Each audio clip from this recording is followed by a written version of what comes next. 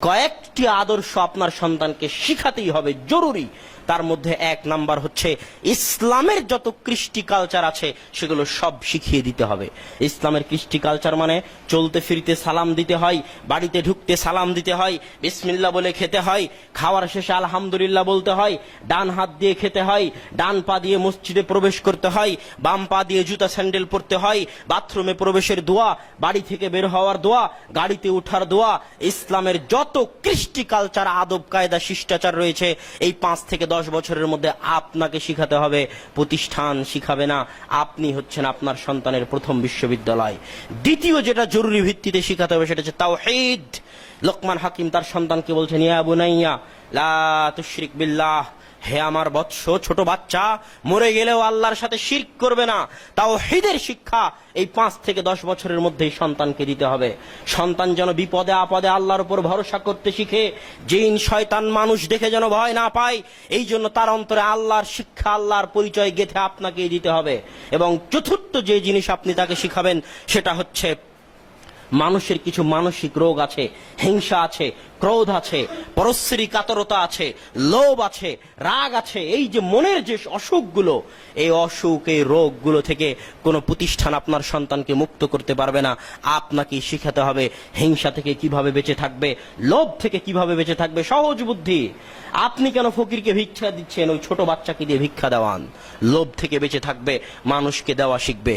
বাড়িতে কাউকে আসলে তাড়িয়ে দিবেন না, মেহমান আসলে বাচ্চাকে দিয়ে খাওয়ান, তাহলে সে খাওয়াতে শিখবে, লোভ থেকে মুক্ত থাকতে শিখবে। লোভ, হিংসা, পরশ্রী কাতরতা থেকে 5 থেকে 10 বছরের মধ্যে এই বৈশিষ্ট্যগুলো থেকে আপনার সন্তানকে আপনাকে মুক্ত রাখতে হবে। এই 5-10 বছর পর্যন্ত আরেকটি গুরুত্বপূর্ণ জরুরি কাজ যেটা বর্তমানের অভিভাবক মণ্ডলী করতে ব্যর্থ হচ্ছেন, সেটা কি? সেই দিন আমাদের রাজশাহীর ইসলামী মেডিকেলে গেলাম, একজন মহিলা ডাক্তার গল্প করতেছে আফসোস করে যে আমার কাজের মেয়েটা আমার ছোট্ট বাচ্চার সাথে ভালো ব্যবহার করে না। তিনি সকাল 8টা থেকে সন্ধ্যা 5টা পর্যন্ত ডিউটি দেন, তার সন্তানকে কাজের মেয়ের কাছে ফেলে আসেন। এটা গেল মায়ের অবস্থা। মা গেছে অফিসে সন্তানকে কাজের মেয়ের কাছে ফেলে। আর পিতার অবস্থা কি? পিতা আছে প্রবাসে, 2টা টাকা পয়সা অর্জন করার জন্য। মনে কষ্ট নেবেন না, যারা প্রবাসে আছেন তারাও মনে কষ্ট নেবেন না, যারা মা হে চাকরি করছেন তারাও মনে কষ্ট নেবেন না।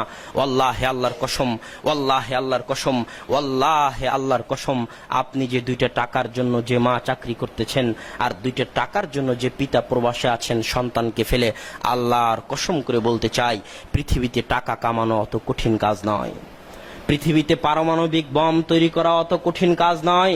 আসমান, চন্দ্র, মঙ্গল গ্রহে যাওয়া অত কঠিন কাজ নয়। পৃথিবীর সবচেয়ে কঠিন কাজ, সবচেয়ে গুরুত্বপূর্ণ কাজ, সবচেয়ে দামি কাজ, সবচেয়ে চ্যালেঞ্জপূর্ণ কাজ হচ্ছে একজন ছোট সন্তানকে আদর্শ মানুষ রূপে গড়ে তোলা। এর চেয়ে কঠিন কাজ আর পৃথিবীতে নাই। এর জন্য কমসে কম বয়স 10 বছর হওয়া পর্যন্ত একজন সন্তানের সৎ পিতা, সৎ মাতার সংস্পর্শ চাই। আর আপনি চলে গেছেন চাকরি করতে, এটাই কি মায়ের দায়িত্ব ছিল?